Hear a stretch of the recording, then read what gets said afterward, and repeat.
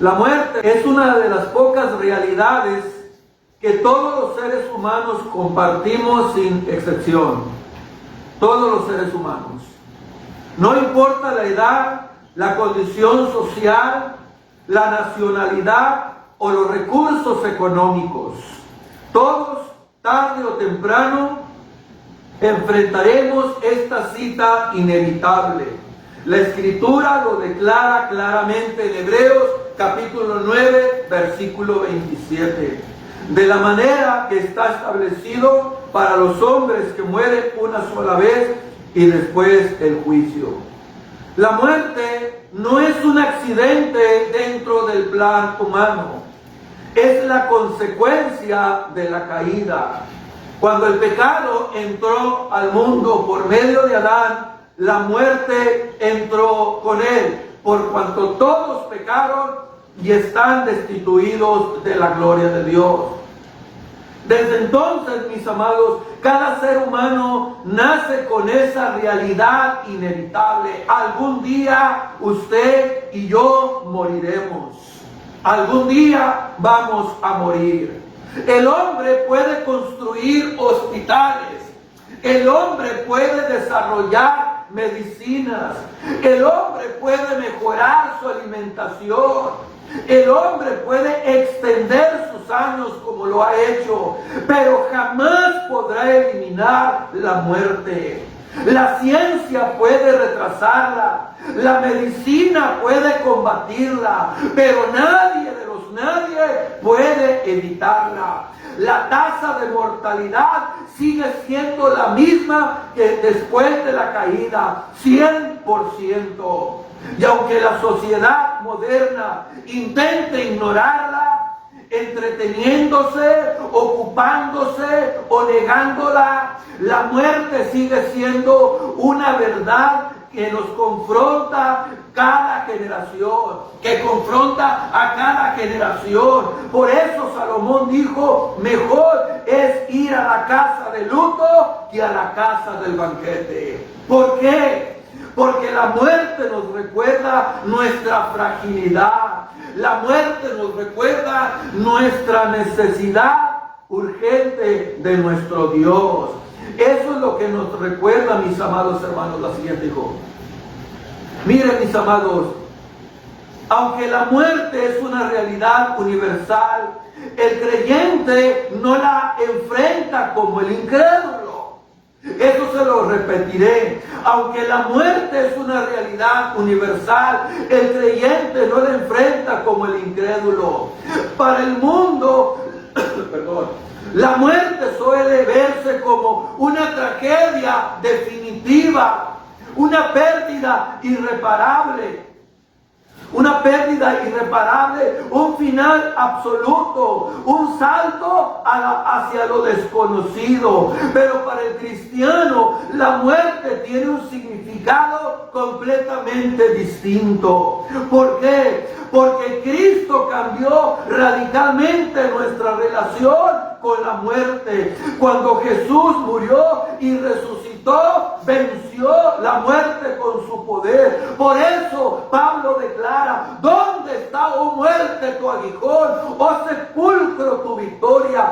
Porque ha sido absorbida por la resurrección de nuestro Señor Jesucristo. Eso significa que la muerte ya no domina al creyente. Antes era una puerta hacia el juicio, ahora en Cristo es una puerta hacia la gloria. Antes era derrota, ahora es la entrada a la presencia del Señor. Por eso Pablo pudo decir que el morir para él era ganancia. ¡Qué declaración tan extraordinaria y llena de confianza y de convicción! El mundo dice, morir es perder, pero el creyente que está en Cristo puede decir con convicción que morir es ganar. ¿Por qué? Porque para el cristiano morir significa estar con Cristo, significa descansar de este mundo caído, significa terminar la batalla contra el pecado y entrar en plenitud a la eternidad, a la presencia con nuestro bendito Dios. Esto no significa que la muerte no produce dolor, hermano. Algunos de los que estamos aquí hemos pasado por el duelo. Claro que hay dolor, hay tristeza, sí duele, sí genera lágrimas, produce separación, pero esa tristeza por ningún motivo destruye nuestra esperanza. Lloramos, pero lo hacemos con fe, creyendo que algún día miraremos a nuestros seres amados que se nos han adelantado. La siguiente, hijo. El contexto histórico en la iglesia a Tesalónica estaba pasando algo que tenía a los tesalonicenses afligidos. Y es por eso, mis amados, que para entender este pasaje correctamente debemos analizar ese contexto. La iglesia de Tesalónica, como ya se los he dicho, fue fundada por Pablo durante su segundo viaje misionero. Eso ocurrió en Hechos capítulo 17, versículo del 1 al 9. Tesalónica, como hemos visto ya, era una ciudad importante de Macedonia. Era un centro cultural muy importante, una ciudad completamente estratégica, influenciada, claro, por la cultura griega y la cultura romana. Pablo predicó ahí durante varias semanas y muchos griegos y judíos vinieron a Cristo. Mujeres prominentes, dice la palabra de Dios. Pero rápidamente surgió oposición. Los judíos incrédulos provocaron persecución y Pablo tuvo que salir prematuramente. Eso significó que la iglesia se quedó siendo muy joven, hablando espiritualmente. Eran creyentes genuinos, pero todavía inmaduros doctrinalmente. No habían recibido enseñanza completa sobre varios temas importantes, particularmente como la segunda venida de Cristo, la resurrección y el destino de los creyentes que habían muerto. Entonces ocurrió algo doloroso. Algunos hermanos comenzaron a morir, comenzaron a partir de este mundo, y eso generó ansiedad. Ellos pensaban, si Cristo viene pronto, entonces ¿qué va a pasar con los que ya murieron antes? Esa incertidumbre llenó a esta iglesia joven de angustia, llenó a esta iglesia joven de preocupación. Esa incertidumbre los perturbaba. La siguiente, hijo. Por eso, hermano, por eso estos pasajes de Primera de Tesalonicenses 4, del 1 al 13, el propósito ahí es llevar consuelo y esperanza. Ese es el tema central de estos versículos, llevar consuelo y esperanza. Es importante notar que Pablo no escribe este pasaje para promover especulaciones proféticas. No está intentando construir una cronología de los detalles acerca del fin. No, hermano, no. El propósito principal de Pablo es pastoral. Es decir, Pablo quiere llevar consuelo, Pablo quiere traer paz al corazón, Pablo quiere traer esperanza. Por eso dice el versículo 13, para que no os entristezcáis como los otros, dice que no tienen esperanza. Mis amados hermanos, esto nos enseña que el cristiano también llora, que el cristiano también se entristece. Jesús lloró ante la tumba de Lázaro, como dice Juan 11:35. El problema no es llorar, hermano, el problema es llorar sin esperanza. Ese es el problema. Eso es lo que hace el mundo. El incrédulo ve la tumba como final, pero el creyente la ve como algo temporal. Pablo quiere que la iglesia entienda que los que murieron en Cristo no están perdidos, que los que murieron en Cristo no fueron olvidados, que los que murieron en Cristo no se quedaron atrás, no, ellos están seguros con el Señor, y cuando Cristo venga, ellos participarán plenamente de la venida de Cristo. Ese es el gran consuelo que nosotros tenemos, que la muerte no rompe nuestra unión con Cristo. Ni siquiera la tumba, iglesia, puede separar al creyente de su Salvador. Y esto conecta con lo que Pablo dice: ¿quién nos separará del amor de Cristo, del amor de Dios? ¿Quién nos podrá separar? Cuchillo, espada, ni la muerte, nadie nos podrá separar, mis amados hermanos. Por eso ese gran consuelo, que la muerte no rompe nuestra unión con Cristo, ni siquiera la tumba. Por eso el pasaje termina diciendo en el verso 18: alentaos los unos a los otros con estas palabras. Así que el propósito del texto no es producir miedo, no es producir especulación, sino producir esperanza en los corazones afligidos.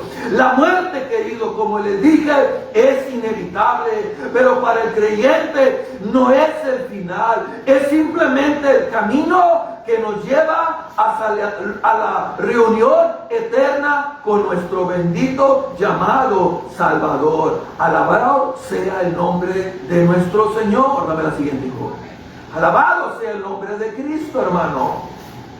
Así que veamos entonces, en primer lugar, algo importante, iglesia. Donde hay ignorancia doctrinal, inevitablemente surge la inquietud y la confusión. Donde existe ignorancia doctrinal, inevitablemente surgen las inquietudes y las confusiones. ¿Qué dice el verso 13?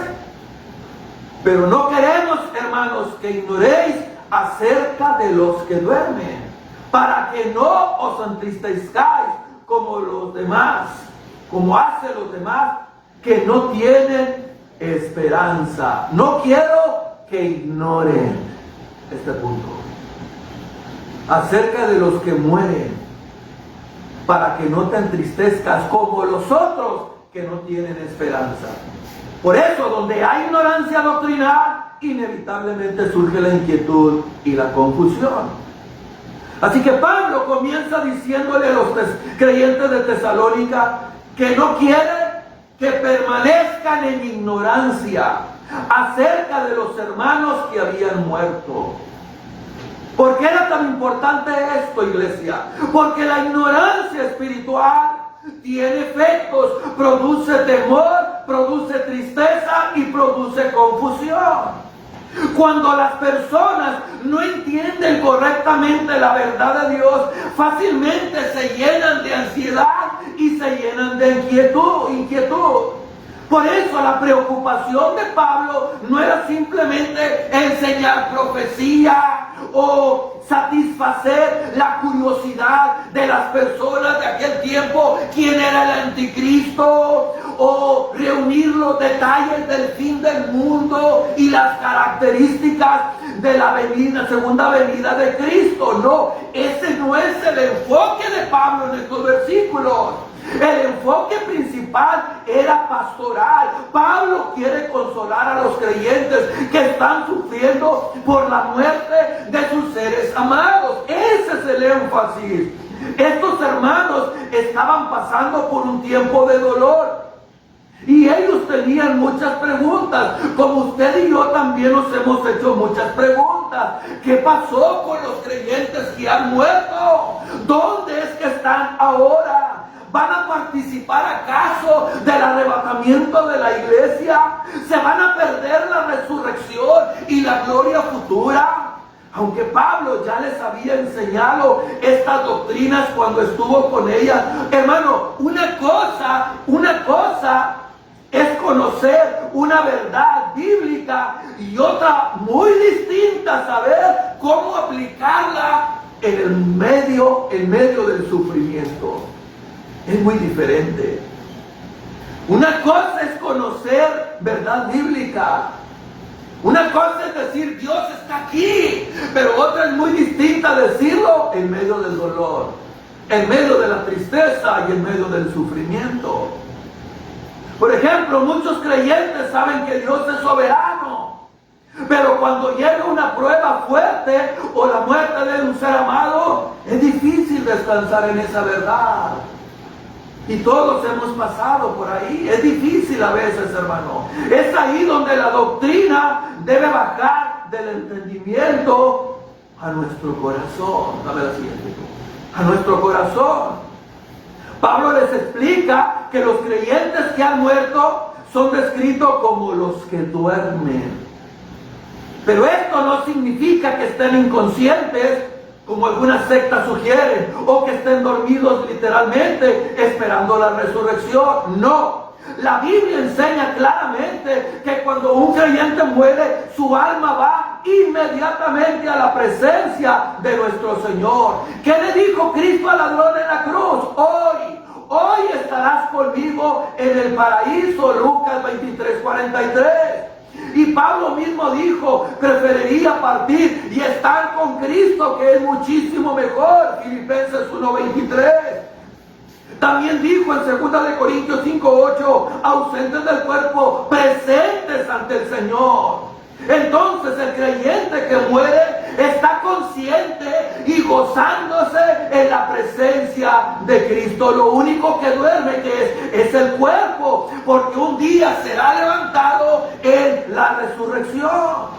La palabra cementerio, hermano, incluso viene de una palabra griega que significa o está relacionado como un lugar para dormir. El cementerio es el lugar donde descansan los cuerpos de los creyentes hasta el día en que Cristo los resucite.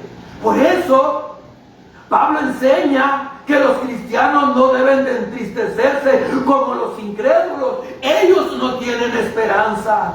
Esto no significa que está mal llorar. A mí me cae mal, hermano, cuando una persona pierde un ser amado y que está llorando. No llores, aguántese. Una vez alguien me dijo, usted es pastor, usted como hombre no debe llorar. Hermano, no quise responderle por prudencia, pero no, hermano, esto no significa que no lloremos. Claro que nos duele, claro que lloramos, claro que nos levantamos, pero lloramos con esperanza. Lloramos con esperanza. La muerte siempre será dolorosa porque implica separación. Aún los creyentes más fuertes se sienten tristes cuando pierden a un ser amado. Pero la tristeza del cristiano es diferente, porque eso no es una tristeza sin esperanza. El creyente llora, pero con la seguridad de que un día volverá a reunirse con sus seres amados en Cristo. Esta esperanza cambia completamente la manera en cómo enfrentamos la muerte, porque existe la certeza, la convicción de un reencuentro glorioso en la presencia del Señor. Y no solamente volveremos a ver a nuestros hermanos, a nuestros seres amados en Cristo, sino que los vamos a ver totalmente glorificados, sin enfermedad, sin dolor y sin debilidad. Por eso Jesús dijo, no se turbe vuestro corazón, ni tenga miedo. En la casa de mi Padre muchas moradas hay. Voy a preparar morada para que donde yo esté, vosotros también estéis. Cristo prometió que volverá para llevar a los suyos con Él para siempre. Alabado sea su nombre. Mis amados hermanos, una pregunta importante. ¿Por qué podemos estar seguros nosotros de todo esto que les he dicho? ¿Por qué podemos estar seguros? Bueno, esa pregunta nos introduce a la siguiente enseñanza, a la siguiente vivo. ¿Por qué podemos estar seguros? Porque la resurrección de Cristo es la certeza de nuestra resurrección. Por eso podemos estar seguros. Porque la resurrección de Cristo es la certeza de nuestra resurrección. Dice el verso 14, porque si creemos que Jesús murió y resucitó, ¿qué más dice? Así también traerá con Él a los que durmieron en Cristo, en Jesús.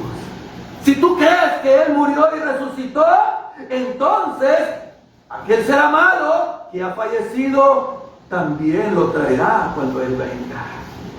El fundamento de toda esperanza cristiana es esta verdad, hermano. Y esta verdad es central en el Evangelio. ¿Cuál verdad? Cristo murió y resucitó. Alabado sea su nombre.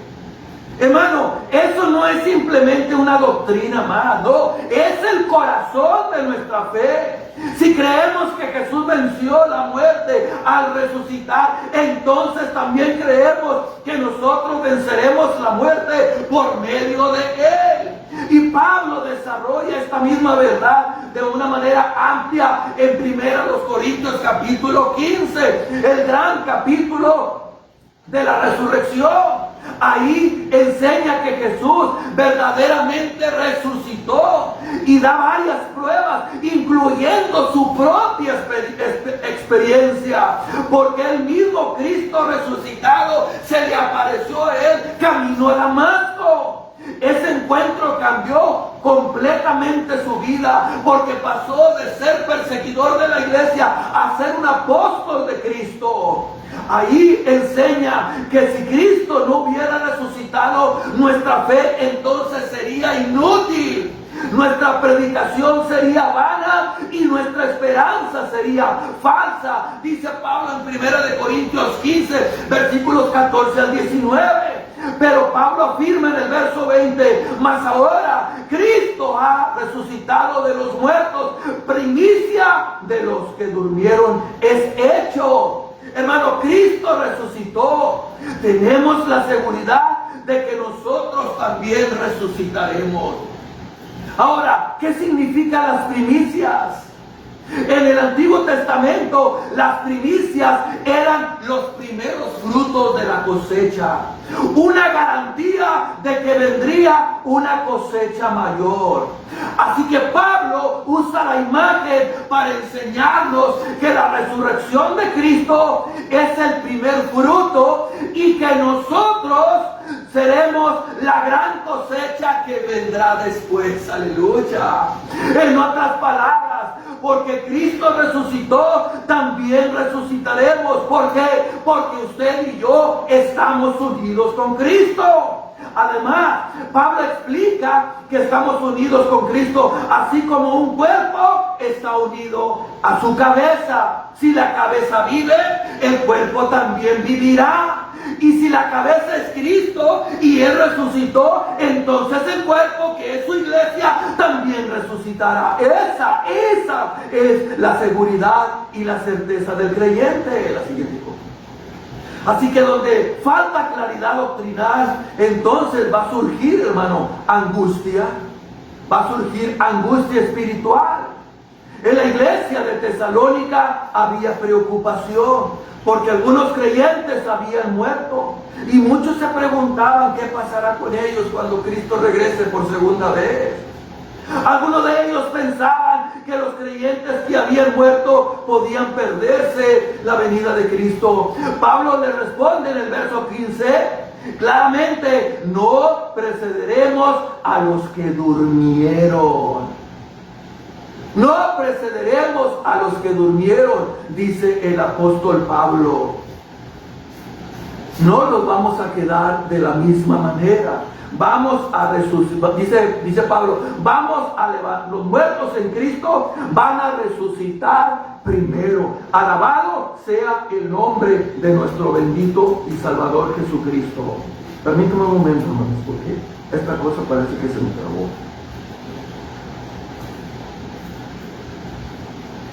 Tráeme el cargador, hijo, por ahí lo dejé.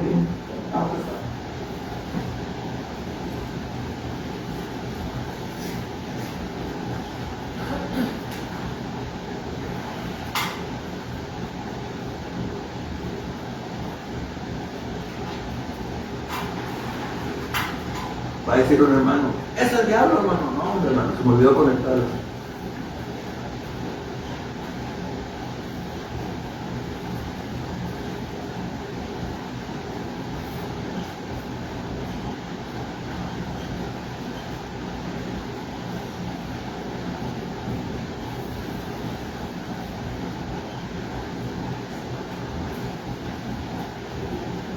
¿Cuál tú quieres?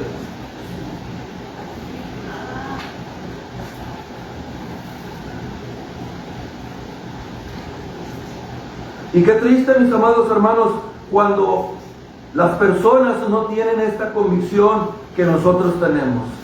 Qué triste, usted puede ver, he ido a muchos funerales, cuando no existe la paz de Cristo en los corazones de las personas que pierden un ser amado. Claro que duele cuando usted y yo nos separamos, y eso era lo que estaba pasando en la época del apóstol Pablo. Pero qué hermoso es saber que cuando nosotros estamos en Cristo y las personas en Cristo mueren,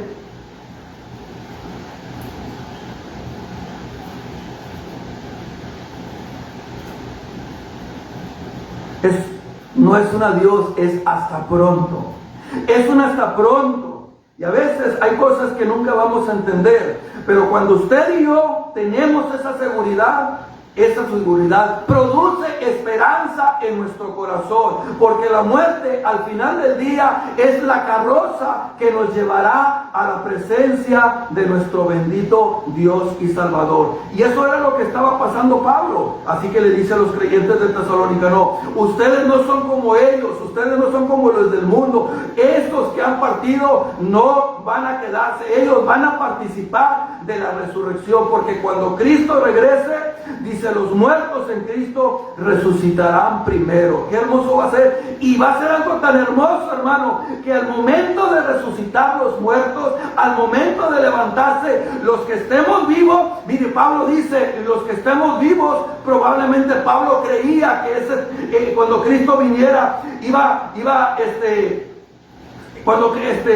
en el tiempo de Pablo creía que Cristo podría venir, mas sin embargo no es así. Pablo tenía esa convicción: si viene, dice, los que estemos vivos, dice, los que nos hayamos quedado, no nos vamos a quedar, vamos a ser juntamente transformados. ¿Y qué va a pasar? Nos vamos a encontrar con nuestro Señor en el aire. Eso, iglesia, eso es lo que nos trae a nosotros los cristianos la esperanza de que los que mueren en Cristo, están en la presencia del Señor. Alabado sea. ¿Qué inciso me quedé ahí, Popín? Del primer punto o del segundo. Ok, es del segundo, la certeza.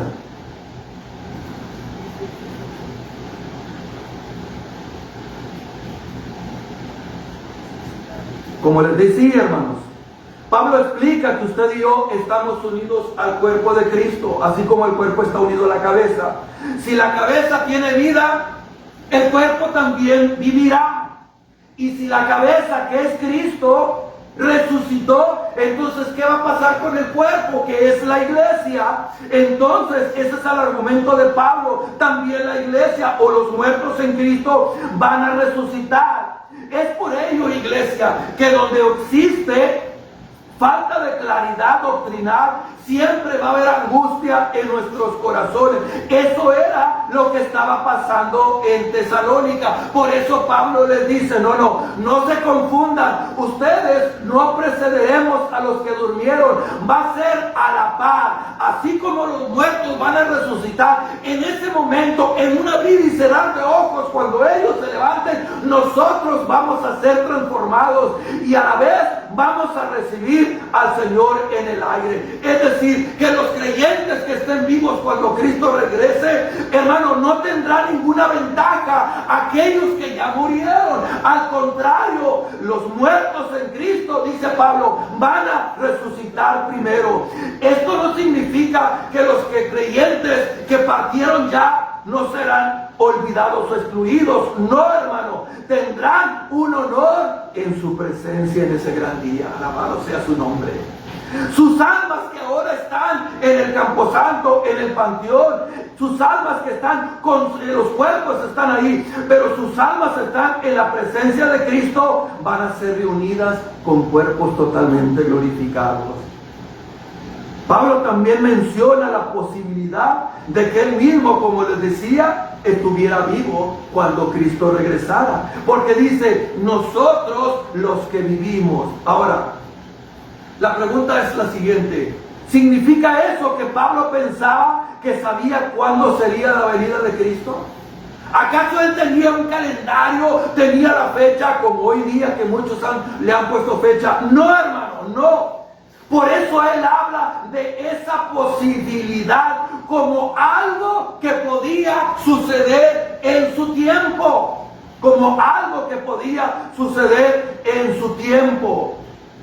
Pero no porque tuviera la certeza de que Cristo vendría. Jesús mismo dijo en Mateo 24:36 que nadie conoce el día ni la hora. Cuando la Biblia dice que Cristo vendrá como ladrón en la noche, no significa, hermano, que vendrá en cualquier segundo, sino que esa expresión habla del valor sorpresa, es decir, no sabemos en qué momento vendrá. Pablo sabía que antes de la segunda venida tendrían que pasar algunos acontecimientos, como la destrucción del templo, otros eventos profetizados en la Biblia. Esa esperanza debe influir en nuestra manera de vivir, en nuestras prioridades y en nuestras decisiones diarias. Esa expectativa, querido, de la que Pablo habla, no debe de producir en nosotros miedo, inseguridad. Todo lo contrario, produce esperanza, produce santidad. Como dice Tito, aguardando la esperanza bienaventurada y la manifestación gloriosa de nuestro gran Dios y Salvador Jesucristo. Y luego Juan añade ahí en su primera carta, capítulo 3, versículo 3, dice, todo aquel que tiene esta esperanza en él, se purifica a sí mismo. Es decir, esperar a Cristo debe de cambiar nuestra manera como vivimos hoy. Debe de cambiarla, hermano. Debemos vivir pensando que Cristo puede venir, que mi vida le pertenece a Él. Y quiero estar listo cuando Él venga. Y Pablo deja una gran verdad. Ningún creyente será excluido de esa reunión. Ni los que han muerto, ni los que estemos vivos. Sea que estemos vivos, sea que muramos, todos los que estamos en Cristo vamos a participar de esa gloriosa reunión. ¿Ha pensado en algún momento cómo será, amada iglesia? Aleluya. Si estamos vivos cuando Cristo venga, o si partimos de este mundo, qué hermoso será estar en su presencia.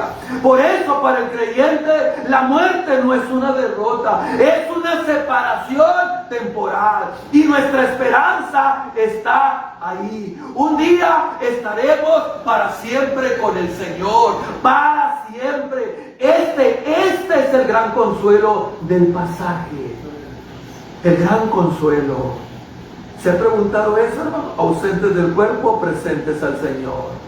Cierra los ojos aquí y los abre.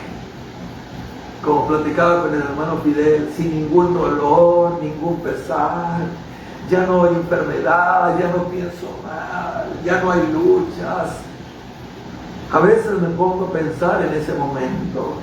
Oh, hermano, dejo que mi mente se vaya pensando en ese glorioso momento de reunirme al coro y cantándole siempre sin dolor. Eso nos motiva a seguir adelante. Dame la siguiente, hijo. En su segunda venida, hermano, Cristo reunirá a todos los suyos. ¿Qué dice el texto? Porque el Señor mismo descenderá del cielo con voz de mando. ¿Y con qué, hermano? Con voz de arcángel y con la trompeta de Dios. Y los muertos en Cristo, ¿qué va a pasar? Se levantarán primero. Entonces nosotros, los que estemos vivos, y permanezcamos, ¿qué dice? Seremos arrebatados juntamente con ellos en las nubes al encuentro del Señor en el aire. Y así estaremos con el Señor siempre. ¿Cuánto dura un abrir y cerrar de ojos, iglesia? Nada. Así va a ser el cambio. ¿Usted se ha pensado en eso? Ahora, noten, hermano. Ahora, ¿notaron que Pablo no está hablando de un regreso secreto del Señor o escondidas? ¿Se fijó en eso?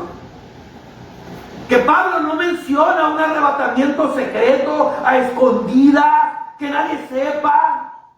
No está hablando de eso Pablo. No menciona nada de eso.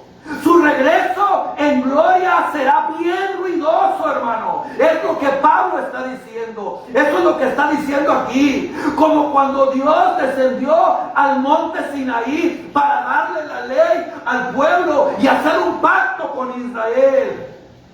Dice la Biblia que hubo truenos, hubo relámpagos y una espesa nube sobre el monte, el cual dice la Escritura que se estremecía mientras se escuchaba el sonido de una trompeta, iba en aumento en extremo. Luego Moisés dice que cuando Dios habló, lo hizo con voz tronante.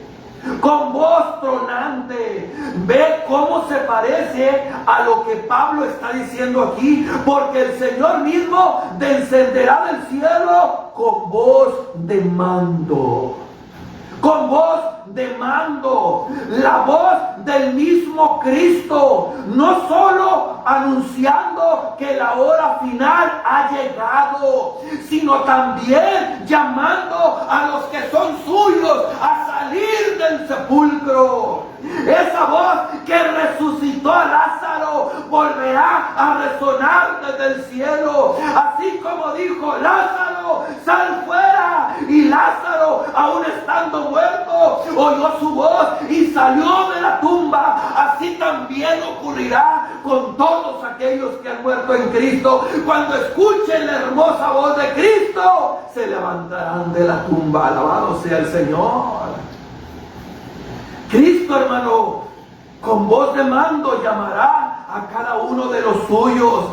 Si estás muerto, escucharás la voz que te dice: sal de ese lugar. Como dice el Señor en Juan 5:28, no os maravilléis de esto, porque vendrá la hora cuando todos los que están en los sepulcros oirán su voz.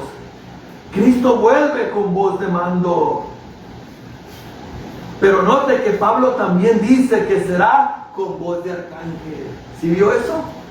Con voz de arcángel. La palabra arcángel significa el ángel principal, el ángel de rango superior dentro de la jerarquía celestial.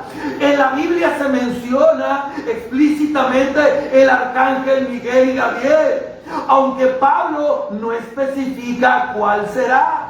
Pero lo que sí sabemos, iglesia, por las palabras de Jesús en la Biblia, es que su regreso va a ser acompañado por ángeles. Él enviará a sus ángeles con voz de trompeta. Aquí aparece el tercer elemento que Pablo menciona: la trompeta de Dios. La trompeta de Dios. En muchos textos del Antiguo Testamento, las trompetas anunciaban el día del Señor, el momento en el que el Señor interviene para reunir a su pueblo y salvarlo de sus enemigos. Pablo vuelve a mencionar esta trompeta en 1 Corintios 15, versículos 51 y 52. Dice: no todos dormiremos, pero todos seremos transformados al final. Dice: a la final trompeta. En un instante, en un abrir y cerrar de ojos, Cristo regresará y los que murieron van a resucitar, y los creyentes que estén vivos serán transformados, y todos juntos seremos arrebatados para encontrarnos con el Señor. Dice el verso 17: seremos arrebatados juntamente con ellos en las nubes al encuentro del Señor en el aire. Y así estaremos siempre con el Señor. ¿Se fija la sencillez de Pablo, hermano? ¿Se fija la sencillez con la que escribe el apóstol Pablo? Tú y yo, si estamos vivos, seremos arrebatados, iremos al encuentro con Cristo en el aire y vamos a estar para siempre con Él. Este es el Nuevo Testamento. Este es el pasaje, hermano, en el Nuevo Testamento que más detalles nos ofrece del arrebatamiento de la iglesia. Y mire la sencillez. Ahora, ¿sabe usted por qué la sencillez de Pablo? Porque el énfasis de este pasaje no está en el arrebatamiento como tal, como se los he dicho. El énfasis de este pasaje está en la reunión con Cristo y con su pueblo. Este es el punto.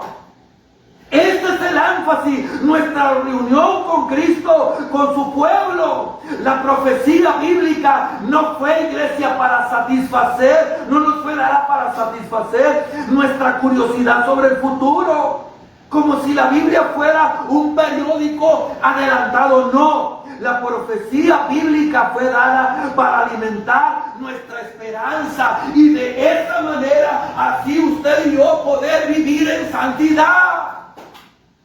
Este pasaje quizás no responda las preguntas que usted y yo tengamos, pero sí nos asegura algo, que Cristo regresará y nosotros nos reuniremos con Él. La segunda venida de Cristo ocupa un lugar central en las Escrituras y usted la tiene que tener escrita en su agenda. Él regresará, la siguiente, hijo. ¿Y qué nos enseña, hermano, este texto acerca del arrebatamiento? ¿Qué nos enseña? Primero, que será un evento repentino. La palabra arrebatado, escarpazo, implica tomados con fuerza y rapidez. Pero la Biblia dice que será en un momento, en un abrir y cerrar de ojos. Así que lo que enseña es que será un evento repentino. Segundo, que nos vamos a encontrar con Cristo en las nubes, en el aire. Eso es importante. ¿Por qué, hermano? Porque las nubes siempre acompañan la presencia de Dios. En la Biblia aparece el Hijo del Hombre viniendo con las nubes del cielo. Mateo 24:30 dice que Jesús vendrá sobre las nubes con poder y gloria. Apocalipsis capítulo 1 versículo 7 afirma que todo ojo le verá. Esto no será un evento secreto. Hechos 1, 9 al 11 dice que cuando Jesús ascendió, una nube lo ocultó de los ojos de los discípulos y los ángeles dijeron: ¿por qué estás viendo ese varón que han visto irse? Así regresará como le han visto irse. Así que Cristo vendrá con las nubes para encontrarse con nosotros en el aire. Y la palabra griega usada, hermano, para encuentro, apádisis, significa salir al encuentro de una persona importante para acompañarla en su regreso. Aleluya. Esto pasaba en las ciudades en aquel tiempo. Alguien, un personaje importante, todas las personas de la ciudad salían al puente a recibirlo, y ya cuando lo recibían regresaban. Eso es lo que dice la palabra apádisis, en su encuentro. Vamos a salir. Ese es el cuadro que Pablo nos presenta. Así que todos los ciudadanos del reino, creyentes vivos y resucitados, vamos a salir a recibir al Rey del Universo para acompañarlo en su entrada triunfal. Pablo no explica si subiremos al cielo o bajaremos a la tierra. No, Él nos deja en el aire. ¿Y saben por qué? Porque ese no es el punto. Porque lo más importante no es dónde tú estás, sino con quién estás.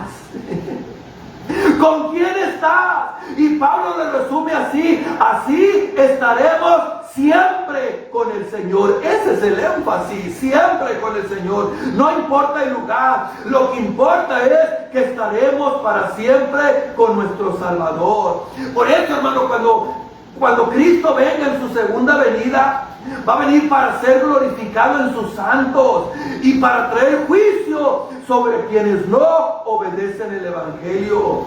Cuando se manifieste el Señor Jesús, dice, desde los cielos con los ángeles de su poder en llama de fuego, para dar retribución a los que no conocieron a Dios, ni obedecen el Evangelio de nuestro Señor Jesucristo, los cuales sufrirán pena eterna perdición. Cuando venga en aquel día para ser glorificado en sus santos y ser admirados en todos los que creyeron. Por eso, querido, por eso, si tú aún dudas en tu corazón, si tienes esa inseguridad, mis amados hermanos, este es un momento para que tú tomes esa seguridad y te abraces de Cristo mientras aún hay tiempo. Pablo concluye, aquí dice: por tanto, alentaos los unos a los otros con estas palabras. No con opiniones humanas, no con frases vacías, sino con la palabra de Dios. Nuestra esperanza, nuestro consuelo y nuestro ánimo está en esta promesa: Cristo viene. Y todos los que hemos creído saldremos a su encuentro en una gloriosa procesión.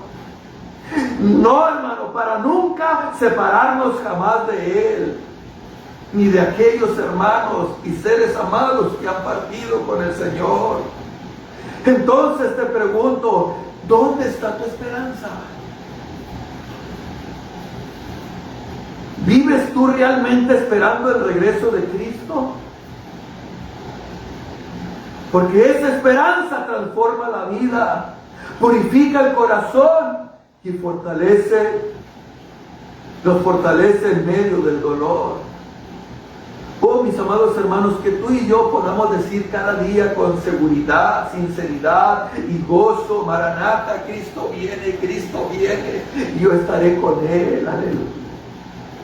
Que podamos decir: si mis ojos se cierran aquí, se despertarán y ahora sí le voy a ver como Él es. Sin dolor, sin pesadez, sin cansancio, sin mortificación. Pero mientras estamos aquí en este mundo, allá al final miramos una luz que destella. La ciudad que Cristiano miraba en la alegoría del progreso del peregrino. La ciudad celestial que nos aguarda. Eso es una esperanza, un ancla para nosotros, hermanos. Así que la esperanza cristiana ante la muerte y la venida de Cristo es esta: que si morimos, para Él morimos. Si vivimos, para Él vivimos. Sea que vivamos, sea que muramos, del Señor somos. ¿Quién nos separará del amor de Cristo?